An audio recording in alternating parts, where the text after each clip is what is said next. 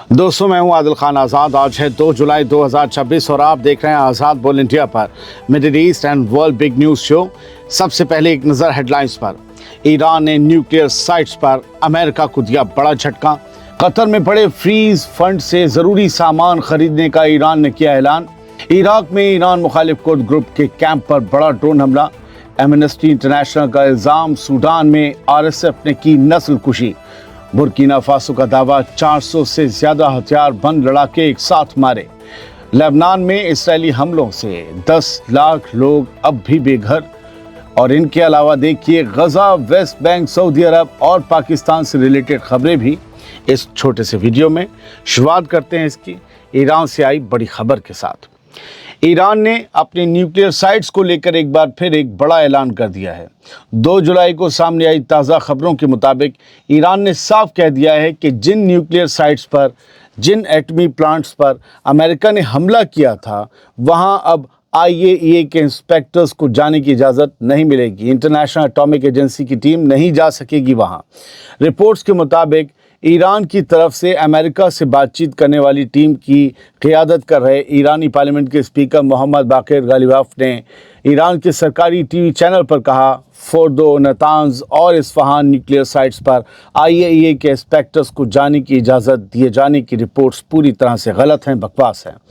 Ghalibaf ने कहा कि अमेरिका जिन न्यूक्लियर साइट्स पर हमला कर चुका है, वहां IAEA के इंस्पेक्टर्स को जांच करने का कोई हक नहीं है।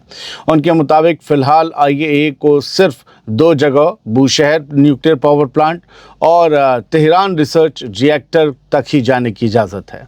दोस्तों, यही मसला इस वक्त अमेरिका और ईरान के बीच चल रही बातचीत की सबसे बड़ी रुकावटों में से एक बना हुआ है।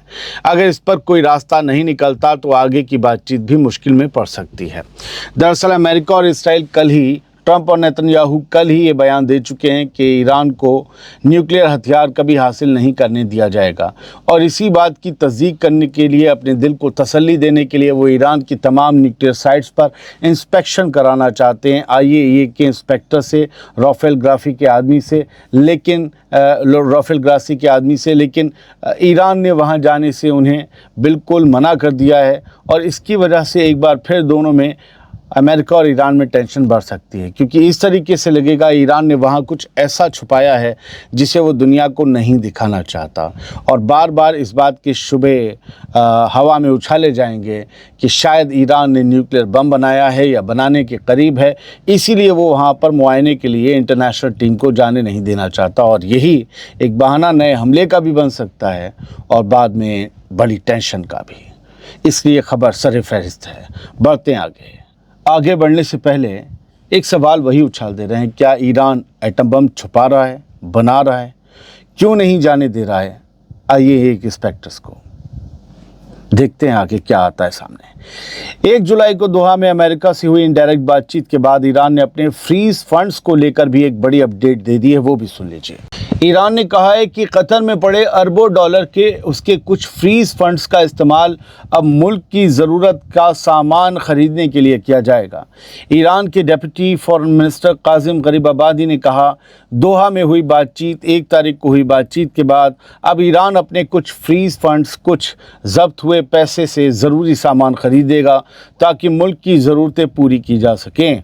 अमेरिका और ईरान के बीच जंग रोकने के लिए हुए मेमोरेंडम ऑफ अंडरस्टैंडिंग के तहत अमेरिका ने ईरान के फ्रीज या ब्लॉक किए फंड्स को हल्के हल्के मुहैया कराने की रजामंदी दी थी। हालांकि अभी ये साफ नहीं है कि ये फंड्स, ये पैसा किस मैकेनिज्म के तहत जारी होगा, उनका इस्तेमाल किस तरह किया जाएगा और ये पूरा प्रोसेस आखिर शुरू कब होगा। दोस्तों, अगर ये प्रोसेस तय प्लान के मुताबिक आगे बढ़ता है तो ईरान को सिर्फ अरबों डॉलर की राहत ही नहीं मिलेगी, बल्कि लंबे अरसे से पाबंदियों की वजह से रुकी कई ज़रूरी ख़रीदारियां भी दोबारा शुरू हो सकती हैं। लेकिन अमेरिका तो कह रहा है कि इन पैसों से अमरीकी प्रोडक्ट्स ही ख़रीदे जाएंगे। उधर ईरान ने ख़रीदारी की बात तो कही, लेकिन ये नहीं बताया कि ख़रीदारी किससे की जाएगी। जाहिर है कि ईरान वो सामान ही ख़रीदेगा इन पैसों से जो ईरान से बाहर दुनिया की मार्केट में मिलता है। तो वो सामान आखिर क्या होगा और उस पर कहाँ का मेड इन ठप्पा लगा होगा, ये देखा जाना अभी बाकी है। ये भी एक अलग तरह की खबर है। यहाँ अमेरिका की ज़िद के आगे क्या ईरान लड़ रहा है یا ایران تھوڑا نرم پڑ رہا ہے، یہ آنے والے دن بتائیں گے جب وہ فنڈز ایران کے ہاتھ میں آ جائیں گے۔ فی الحال قطر نے کل رات کہا تھا $3 ارب پر رضامندی بن گئی ہے، جلدی ریلیز ہوں گے۔ بڑھتے آگے، عراق میں ایران کے مخالف کرد گروپس پر ایک بڑا ڈرون حملہ ہوا ہے۔ 2 جولائی کو آئی رپورٹس کے مطابق دھماکوں سے بھرے ایک ڈرون نے کیمپ کو نشانہ بنایا، جس کے بعد وہاں آگ لگ گئی۔ عراقی سیکیورٹی سورسز کے مطابق حملہ عراق کے کردستان ریجن کے اربیل کے مشرق میں موجود ہوا۔ یہاں پر کوئے سنجک ضلع ہے، وہاں ایک کیمپ ہے جہاں ایران مخالف گروپ موجود تھا، ان پر یہ حملہ ہوا۔ فی الحال یہ صاف نہیں ہو پایا کہ اس حملے کے پیچھے کون تھا۔ حملے میں کسی کے مارے جانے یا زخمی ہونے کی ابھی تفصیل نہیں دی گئی ہے، لیکن یہ مانا جا رہا ہے کہ ہو سکتا ہے ایران نے یہ حملہ کیا ہو۔ ایران لگاتار عراق میں اپنے دشمن کرد گروپس پر حملے کرتا رہا ہے، کر بھی رہا ہے۔ بڑھتے آگے، سوڈان کی بات کرتے ہیں۔ سوڈان کی جنگ کو لے کر ایک اور سنگین رپورٹ سامنے آئی ہے۔ 1 جولائی کو ایمنسٹی انٹرنیشنل نے الزام لگایا اپنی رپورٹ میں کہ سوڈان کے پیراملٹری گروپ RSF نے 2024 سے 2025 کے بیچ الفاشر شہر پر حملوں کے دوران انسانیت کے خلاف سنگین جرم کیے اور ایتھنک کلینزنگ یعنی نسل کشی جیسی کارروائی کو انجام دیا۔ ایمنسٹی انٹرنیشنل کی رپورٹ کے مطابق RSF نے الفاشر پر قبضہ کرنے کی مہم کے دوران بڑے پیمانے پر ایسے جرم کیے جنہیں کرائمز اگینسٹ ہیومینٹی یعنی انسانیت کے خلاف جرم اور ایتھنک کلینزنگ کی کیٹیگری میں رکھا جا سکتا ہے۔ 2023 سے سوڈان کی آرمی اور RSF یعنی کہ ریپڈ سپورٹ فورسز کے بیچ جنگ میں یا خانہ جنگی میں اب تک دسیوں ہزار سوڈانی مارے جا چکے ہیں، جبکہ UN کے مطابق لاکھوں لوگ اپنے گھر چھوڑنے پر مجبور ہوئے ہیں۔ رپورٹ میں یہ بھی یاد دلایا گیا کہ فروری 2025 میں UN کے انڈیپینڈنٹ فیکٹ فائنڈنگ مشن نے بھی الفاشر شہر پر ہوئے حملوں میں جینوسائیڈ یعنی نرسنہار جیسے حالات کے صاف نشان ہونے کی بات کہی تھی۔ برکینا فاسو کی آرمی نے دعویٰ کیا ہے کہ اس نے ایک بڑے جوابی آپریشن میں 400 سے زیادہ ہتھیار بند لڑاکوں کو مار گرایا ہے۔ ابراہیم تراورے والا برکینا فاسو۔ اس کے ساتھ ہی برکینا فاسو کی آرمی نے تراورے کی آرمی نے ایک بار پھر فرانس پر ان ہتھیار بند گروپس کی مدد کرنے کا الزام بھی لگایا ہے۔ 2 جولائی کو جاری بیان میں برکینا فاسو کی آرمی نے کہا کہ 30 جون کو ان کی کئی ملٹری پوسٹ پر کئی ملٹری چوکیوں پر ایک ساتھ حملے کیے گئے تھے۔ آرمی کے مطابق زمینی فورسز اور ایئر اسٹرائکس کی مدد سے فوراً جوابی کارروائی کی گئی، جس میں ایک ساتھ 400 سے زیادہ ہتھیار بند لڑاکے مارے گئے۔ آرمی نے یہ بھی دعویٰ کیا کہ آپریشن کے بعد 250 سے زیادہ موٹر سائیکلیں، 350 سے زیادہ ہتھیار اور بڑی تعداد میں گولہ بارود کمیونیکیشن ایکوپمنٹس برآمد کیے گئے۔ برکینا فاسو کی آرمی نے ایک بار پھر فرانس پر ان ہتھیار بند گروپس کی مدد کرنے کا الزام لگایا ہے، حالانکہ فرانس کی طرف سے اس دعوے پر فی الحال کوئی جواب سامنے نہیں آیا ہے۔ جب بھی کسی غریب ملک میں جنگ ہوتی ہے، خانہ جنگی ہوتی ہے، آپسی جھگڑے ہوتے ہیں، وہاں کسی باہر کے بڑے اور مضبوط ملک کا نام ضرور آتا ہے۔ ورنہ سوچئے، جن کے پاس روٹی خریدنے کے پیسے نہ ہوں، وہ ایڈوانس ہتھیار اور گولیاں کہاں سے خریدتے ہوں گے؟ یہ سب زمین کی اور زمین کے اندر دبے مال کی لڑائی ہے۔ بڑھتے ہیں آگے، لبنان پر جاری اسرائیلی حملوں کی وجہ سے اب وہاں ایک بڑا انسانی کرائسس کھڑا ہوتا دکھائی دے رہا ہے۔ یونائٹڈ نیشنز کا کہنا ہے کہ قریب 10 لاکھ لوگ اب بھی اپنے گھروں سے بے دخل ہیں، جبکہ 14 لاکھ لوگوں کو فوراً انسانی مدد کی ضرورت ہے۔ UN کے ہیومینیٹیرین کوارڈینیٹر عمران رضا نے بیروت میں ایک سیمینار کے دوران کہا کہ مارچ سے شروع ہوئی اسرائیلی کارروائی کے بعد قریب 10 لاکھ لبنانی اب تک اپنے گھروں میں واپس نہیں لوٹ پائے ہیں اور انہیں مجبوری میں دوسری جگہوں پر رہنا پڑ رہا ہے۔ انہوں نے کہا کہ اسرائیلی حملوں نے لبنان کی لوکل اکنامی کو بری طرح سے نقصان پہنچایا ہے۔ اسی وجہ سے اب 14 لاکھ لبنانی فوراً کھانے پینے کے سامان، دوائیوں اور دوسری بنیادی مدد کے محتاج ہو گئے ہیں۔ اب آخر میں کچھ خبریں یہاں سے فٹافٹ انداز میں۔ مڈل ایسٹ آئی کی یہ رپورٹ ہے، بتایا گیا ہے، اور 1 جولائی کی یہ رپورٹ ہے۔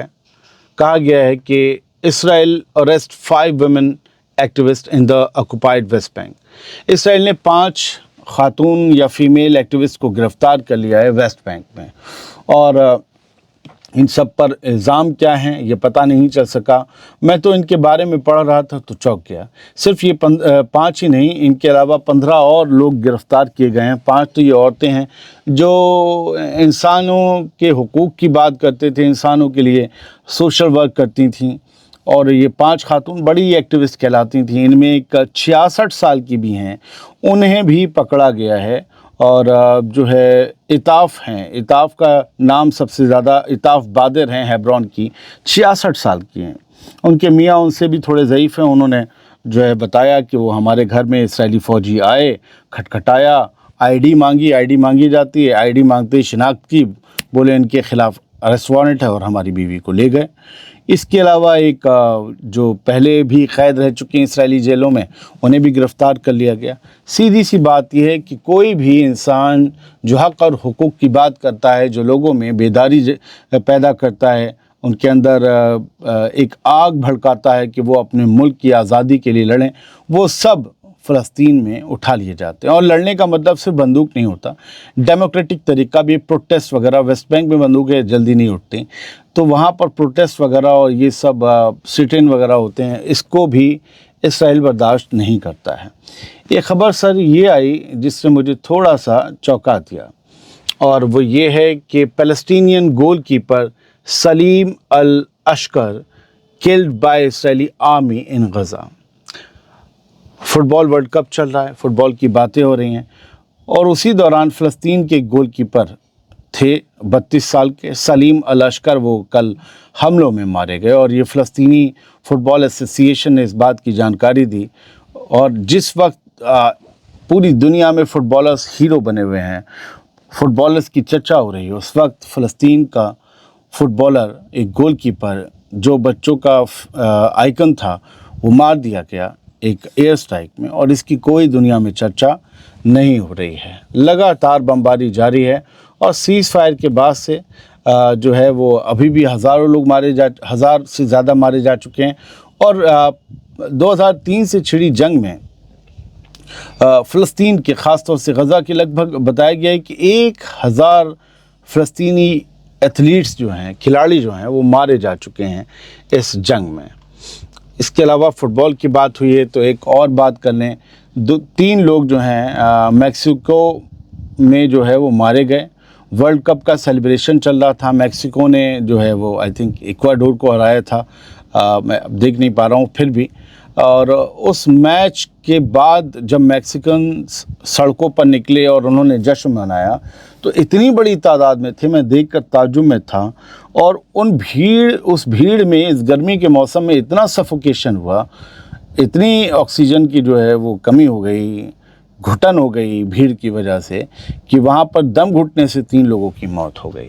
یہ بھی ایک خبر ہے۔ فٹ بال کی بات ہوئی تو یہ بھی کہہ دی۔ اور اسپورٹس کی ایک اور بات سعودی عرب اور پاکستان کے حوالے سے آپ کو بتا دیں، سعودی عرب کرکٹ کی طرف تیزی سے آگے بڑھنا چاہتا ہے۔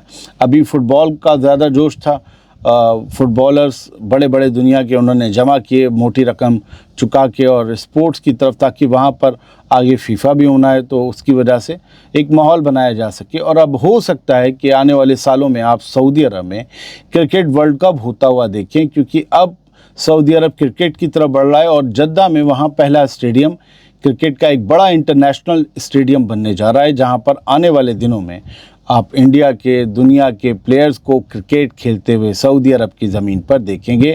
سعودی عرب میں پاکستان کے ساتھ ایک MOU سائن کیا ہے، جس کے تحت جدہ میں ایک world class international cricket stadium بنایا جائے گا۔ اور ظاہر ہے جس طریقے سے ان کے پاس پیسہ ہے، ہم امید کر سکتے ہیں بڑا شاندار کرکٹ اسٹیڈیم بنائیں گے، کیونکہ دنیا کو بھی یہ چیزیں دکھانی ہیں۔ اس کے علاوہ ایک خبر یہ ہے، مین set fire to an Islamic center and mosque in Dublin۔ Screen shot دکھا رہا ہوں۔ ڈبلن آئرلینڈ کا شہر، وہاں پر ایک شخص نے اسلامک سینٹر جو تھا اور مسجد جو تھی ڈبلن شہر میں، اس میں آگ لگائی، اور وہاں پر وہ اسلامو فوبک نعرے اور اینٹی امیگرنٹ سلوگنز لگا رہا تھا۔ اینٹی امیگرنٹ سلوگن لگانے والا بندہ پتہ ہے کون تھا؟ وہ خود ایرانی ہیں۔ تو اتھارٹیز نے کہا ہے کہ 40 سال کے ایرانین نیشنل کو اریسٹ کیا گیا ہے آگزنی کے معاملے میں فی الحال کسی کے زخمی ہونے کی خبر یا مارے جانے کی نہیں ہے، لیکن سوچئے اینٹی امیگرینٹ نعرے بھی وہ لوگ لگا رہے ہیں کہ مطلب تم لوگ باہر نکلو، تم لوگ باہر سے آئے ہو، سب یہاں اکنامی کھا رہے ہو، جو خود باہر سے آئے ہیں۔ دنیا میں اس وقت بڑی نفرت چل رہی ہے سر، لیکن یاد رکھیے گا جہاں بھی چل رہی ہو، نفرت پھیلنے میں مدتوں لگتے ہیں، صفایا ایک رات میں بھی ہو سکتا ہے۔ محبت اتنی تیزی سے پھیلتی ہے، پیار اتنی تیزی سے پھیلتا ہے، یا پھر نفرت کو ختم کرنے والا ایکشن اتنی زور سے ہوتا ہے کہ سب ٹھیک ہو جاتا ہے اور پوری دنیا محبت سے ہی چلے گی۔ پیار بانٹیے ایک دوسرے سے اور پیار بانٹتے ہوئے آگے بڑھیے۔ بہت بہت شکریہ، سلامت رہیے، خوش رہیے۔